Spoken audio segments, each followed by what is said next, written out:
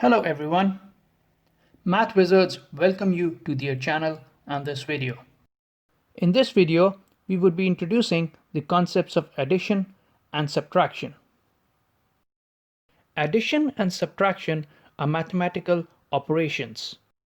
They are used to conduct operations or actions on numbers. First, let's talk about addition. It is an operation done on two numbers at any given time and is denoted by the plus sign. The end result is called the sum, and the two numbers that are being added are called the addends. In words, we say that we are adding the two numbers or calculating the sum. It is equivalent to putting more into something to increase it. It's easy to visually see the operation on the number line as below. Let's take an example. Suppose we want to calculate 4 plus 3. We have this pointer which would help us in doing the operation by keeping a track of our calculations. When we are increasing something, we would move to the right because numbers increase in value as we move to the right. First number is 4. So we start from 0 and count till 4 using the pointer. As we have reached 4, we have represented the first number of the sum on the number line. Now we have to add 3 to this. So we move the pointer by 3 towards the right. We have now represented the second part of the sum, and we end up at 7. Hence, 7 is the result of this sum. This is one of the most basic and simplest ways of visualization of addition of two numbers. There are two interesting properties of addition: associative property and commutative property. Let's first talk about the associative property. This property states that the way you group numbers when adding them doesn't change the result. To demonstrate this visually, let's take the example of 2 plus 4 plus 3. At any given time, you can add only two numbers, so we can group this in two ways.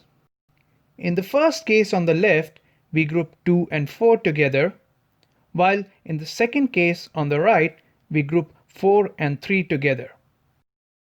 We would use two number lines each for the two calculations that we see. In the first case, we need to add 2 and 4 on the first number line just like we did earlier. We count till 2 to represent the first part and then move by further 4 to represent the second part of our sum. We arrive at 6. Now we need to add 6 and 3 on the second number line. We move by 6 first and then by 3 to complete the calculation. We arrive at 9, which is the result of this entire sum. In the second case, since we are grouping 4 and 3, we would first add them. We move to 4 to represent the first part and then subsequently by 3. The result is 7. Now the sum changes to 2 plus 7, which we would calculate on the second number line. We move the pointer to 2 and then we add 7 to it. We get 9. That's the sum of these three numbers in the second case. We can clearly see the way we group numbers while adding them doesn't affect the result. It doesn't matter whether you add the first two numbers first and then to it the third number, or you add the second and third number first and then add that to the first number. The result is the same. Now let's see the commutative property, which says that the order you choose to add the numbers in doesn't change the result. Let's show with an example. Suppose we want to calculate 5 plus 4.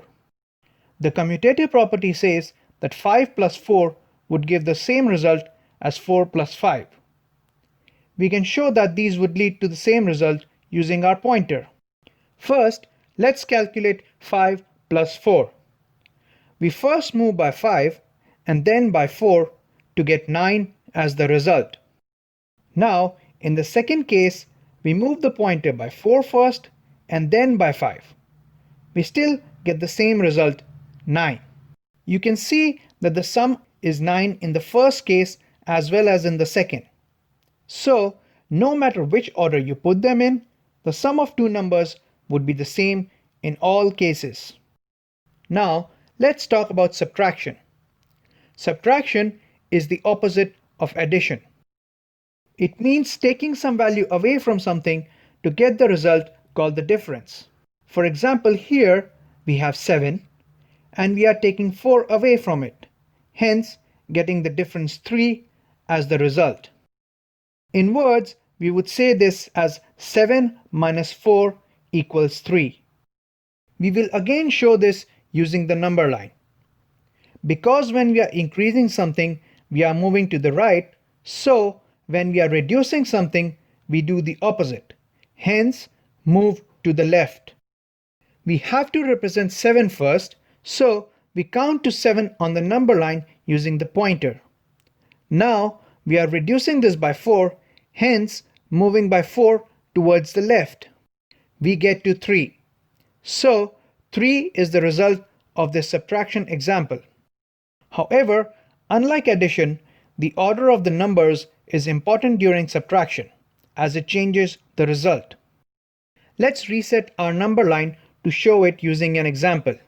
Also, let's keep the current example on the side to compare with later.